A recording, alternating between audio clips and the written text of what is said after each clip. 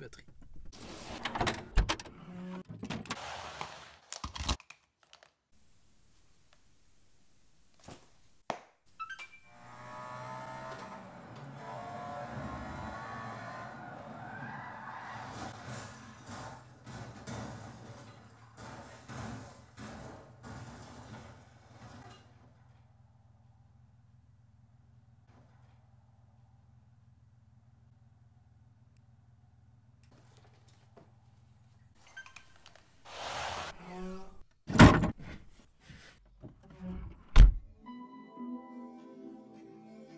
Bonjour à toutes et à tous et bienvenue dans cette vidéo. Alors aujourd'hui je vais vous montrer comment brancher un plus après contact sur la boîte à fusibles qui se trouvait dans la boîte à gants. Alors pour ceux qui n'auraient pas vu mes précédentes vidéos, je vais vous expliquer assez brièvement d'où vient ce plus après contact et pourquoi j'ai décidé de le brancher dans la boîte à fusibles. C'est durant la vidéo de l'installation de mon GPS que je me suis rendu compte que le câble de mise sous tension n'était pas compatible avec ce dernier. Alors mon caisson plat qui se trouvait sous mon siège conducteur. Donc j'ai dû me mettre en recherche d'un plus après contact que j'ai trouvé sous le siège conducteur. À la suite de cette vidéo, un internaute sur Instagram du nom de Valentin m'a déconseillé de garder ce plus après contact. Alors Valentin est électricien de profession et il m'a déconseillé de le garder tout simplement parce qu'il y avait des risques de début d'incendie. Je ne veux pas qu'il y ait un incendie dans ma voiture à cause de ça. Donc j'ai écouté sagement les conseils de Valentin que je ne remercierai jamais assez. Merci Valentin. Donc dans la vidéo où je vous montre comment installer mon caisson plat, j'ai donc enlevé le branchement du plus après contact sous le siège passager pour me brancher sur la boîte à fusibles. Mais vu que j'avais pas ce qu'il fallait pour faire un branchement propre sur ma boîte à fusibles, j'ai préféré faire une vidéo à part, donc celle-ci juste pour vous montrer comment brancher un plus après contact sur la boîte à fusibles. Voilà, donc je vous propose qu'on s'y mette tout de suite. Ok, du coup pour les besoins de cette vidéo, j'ai acheté ce kit avec la pince et ce genre de porte-fusible. Je vous ai mis donc dans la description les liens de ces deux petites babioles. Bon alors, comme je l'ai dit précédemment dans une vidéo, je suis assez une bille en électricité, donc si mes explications sont pas claires, je m'excuse d'avance. La première chose que j'ai acheté, c'est ceci. C'est un genre de porte-fusible avec un câble directement où on va brancher notre câble de mise sous tension dessus. Et nous avons deux emplacements pour deux fusibles. Celui du bas, ça va être pour le fusible qu'on va débrancher de la boîte à fusibles, et celui du haut ça va être un fusible qu'on va choisir pour protéger notre installation. Donc moi ce sera le caisson plat. Voilà. Ensuite j'ai acheté ce petit kit et du coup dans ce kit il y a une boîte avec plusieurs connexions différentes et la pince à sertir qui était fournie avec. Nous avons 3 crans différents suivant la taille des connexions que nous utilisons. Si je me trompe pas, le kit avec la pince et les branchements c'était une trentaine d'euros et du coup le porte-fusible que vous voyez là c'était, si je me trompe pas, 3 euros. C'est pas très cher pour faire une installation propre. Ok, donc je vais commencer par démonter la boîte à gants en enlevant les 6 vis à l'aide d'un tournevis cruciforme pour avoir un meilleur accès à la boîte à fusibles, sans oublier de déconnecter les deux câbles. Ok, ensuite nous allons nous occuper de brancher ces deux câbles ensemble. Donc, ce que je vais faire moi, c'est que je vais couper ici, pour enlever cette partie là qui me sert plus, et ici je vais couper là, et ensuite on va mettre un branchement commun. Ensuite, je vais dénuder le bout du câble qui se trouve là. Aouh. Je me suis fait mal. Je vais faire pareil ici. Hop là, ce bout ne me sert à rien. Et je vais dénuder. Voilà. Donc du coup, c'est pour brancher ces deux-là ensemble. Donc j'ai dénudé les deux câbles afin de sertir dessus des connexions mâle-femelle. Mais vous pouvez très bien aussi les connecter ensemble à l'aide d'une soudure à l'étain recouverte par une gaine thermo-rétractable. Ok, maintenant on va choisir un branchement commun. Je pense que je vais partir sur celui-là. Je sais pas trop quoi prendre, hein. C'est le plus gros. Du coup voilà, un mâle et une femelle. Je vais torsader ça comme ça. Je le plie en deux. Ok, ensuite je vais mettre un des caoutchoucs là. Alors ça se place comme ça dedans. Ça tient tout seul. Ensuite je vais faire passer le câble dedans. Et là normalement...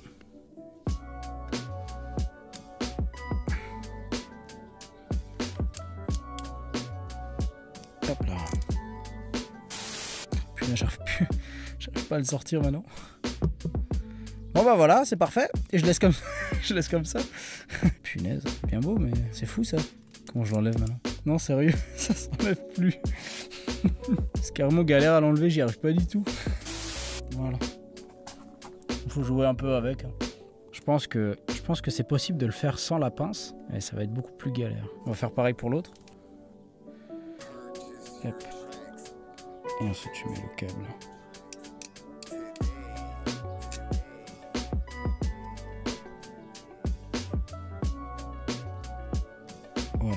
ça se branche bien. Bon bah du coup on va directement brancher ça sur la boîte à fusibles à présent. Ok, bon, maintenant que nos câbles sont prêts, on va ouvrir la boîte à fusibles juste ici et nous allons nous aider de la petite notice qui est là pour trouver les bons fusibles. Alors Valentin nous a conseillé de se brancher sur le fusible du klaxon. Alors le klaxon, bon, ma notice est en allemand, ça doit être là. Tout en bas à gauche, fanfare 5 et 55. Alors ensuite, comment trouver les emplacements? Comme vous pouvez le voir, ici il est numéroté de 1 à 34 et donc juste ici nous avons également des gravures de 1 à 34 qui se voient, je pense pas à la caméra, et en dessous pareil. Donc ici de 35 jusqu'à 71, les gravures sont juste ici. Donc alors le numéro 5 ça va être celui-là, là le premier, et le 55 ça va être là, le bleu juste ici. Donc nous allons vérifier si ce sont bien des plus après contact ou des plus constants. Alors je vais m'aider d'un tournevis testeur, je vais brancher la pince croco juste ici. Alors nous allons vérifier si c'est bien un plus après contact. Alors comment faire? Pour commencer, les clés ne doivent pas être sur le contact. Et ensuite nous allons débrancher le premier fusible, donc le fusible numéro 5. Donc à l'intérieur il y a deux branchements, un vers le haut et un vers le bas, et nous allons vérifier les deux. Sachant que le contact n'est pas allumé, normalement mon tournevis testeur ne devrait pas s'allumer, ok? Alors ici pas de courant, ici pas de courant non plus, donc pour l'instant c'est bon signe. Alors celui-ci on va faire pareil, nous allons piquer en haut et en bas, pas de lumière. Ah, ici nous avons de la lumière, donc déjà ça c'est pas bon. Donc je vais brancher porte fusible sur celui-ci et non pas celui-là, parce qu'ici comme vous pouvez le voir c'est un plus constant, je n'ai pas le contact et la lumière s'allume. Bon, du coup ce que je peux faire pour m'assurer que celui-ci est bien un plus après contact, c'est que je vais le débrancher, je vais laisser le tournevis testeur là-dedans et je vais mettre le contact pour voir si avec le contact la loupiote s'allume. Contact éteint, pas de lumière, contact sur on. Ouais, et c'est le cas. Donc ce qui nous prouve bien que c'est bien un plus après contact. Par contre celui-ci, contact allumé ou éteint, ça ne change rien. Contact éteint, lumière. Contact allumé, lumière.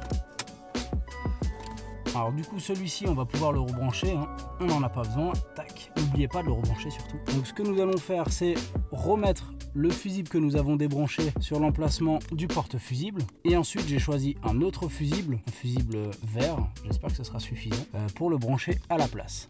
Voilà. Ce qu'on va faire aussi pour faire en sorte que ça soit un peu plus propre, c'est qu'on va tenter de faire passer le câble par derrière. Donc il faudrait que le câble arrive de en haut plutôt que de là en bas. Je vais déjà continuer de cacher le câble. Donc du coup là le câble passe par là derrière, passe là, et idéalement il faudrait trouver un passage. Ok, je l'ai. Ensuite on peut brancher ceci. On va pas oublier de remettre la notice, sait-on jamais, peut-être qu'un jour on en aura encore besoin. Voilà, ensuite je vais bien faire passer le câble là-dessus. Voilà. Et une fois fermé, c'est ni vu ni connu. On n'a plus qu'à remonter la boîte à gants et on a fini. Bon, si lors du démontage vous vous demandez pourquoi il y a deux câbles et pourquoi celui-ci n'est relié à rien du tout, bah figurez-vous que je me suis posé la même question. Merci aux abonnés qui me suivent sur Instagram, parce que du coup j'ai fait une story pour poser cette question et vous avez été plusieurs à me répondre et à m'apprendre quelque chose. Eh oui, le premier, c'est tout simplement l'alimentation de l'ampoule quand on ouvre la boîte à gants. Et le second qui se branche ici, sachant que ici, il n'y a rien du tout à part du plastique. Comme vous pouvez le voir, on peut le démonter, il n'y a rien qui se branche dessus. Alors en fin de compte, c'est une option sur le E46 que j'ai jamais vu de mes propres yeux. Alors ce qui se branche à la place de ceci, c'est une lampe torche BMW rechargeable qui vient se glisser ici et se brancher là par la même occasion. Si jamais tu as ça sur ta voiture, n'hésite pas à m'envoyer une vidéo ou des photos sur Instagram, parce que je suis vraiment curieux de voir ça et de savoir si quelqu'un a vraiment cette option dans la voiture. Sachez que si jamais je la trouve, je l'achète et je l'installerai. Je pense que je ferai une vidéo dessus. C'est tellement exceptionnel comme option qui ne sert à rien que moi je la veux. Bon allez hop, remontons tout ça. Je le rebranche là derrière.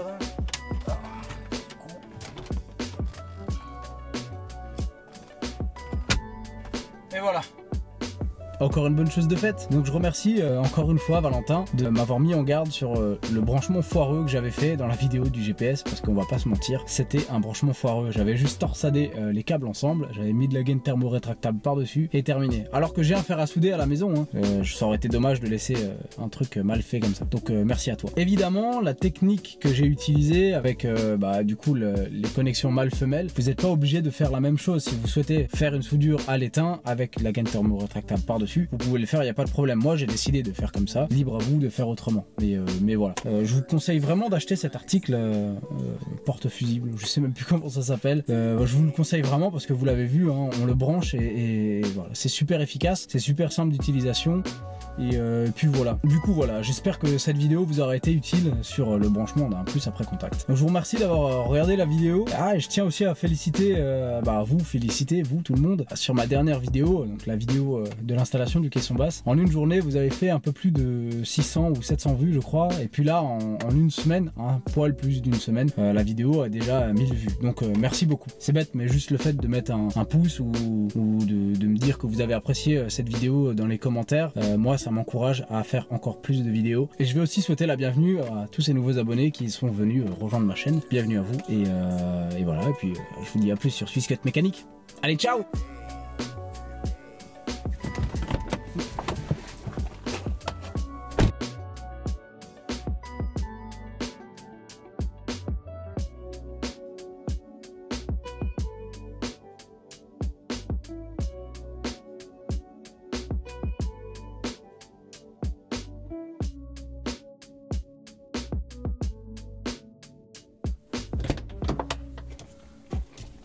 Ouais, parce qu'au bout d'un moment, il faut quand même que je récupère la caméra. Hein.